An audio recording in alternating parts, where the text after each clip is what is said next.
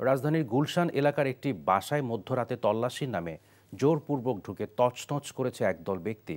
তাদের দাবি এটি সাবেক প্রধানমন্ত্রী শেখ হাসিনার উপদেষ্টা প্রয়াত এইচ.টি. ইমামের ছেলে সাবেক সংসদ সদস্য তানভীর ইমামের বাসা।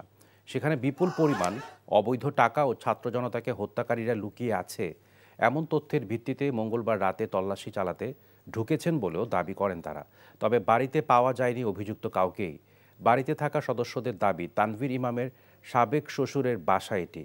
পরে ঘটনাস্থলে পুলিশ, র্যাব এবং সেনাবাহিনীর সদস্যরা গিয়ে পরিস্থিতি নিয়ন্ত্রণে আনে।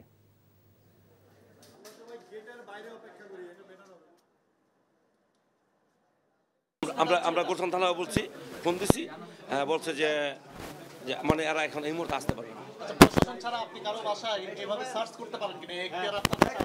না, এখানে ছাত্র জনতা ছিল প্রায় 100, সব নিচে আসছে। দেখেন সচেতন মানুষ তখনই চোরকে ধরে। দ্যাটস ওয়াই আমরা এখানে ছিলাম। 20 বছর ডিভোর্স হলো, ওরা থাকে, আপনারা এগুলো জানেন না।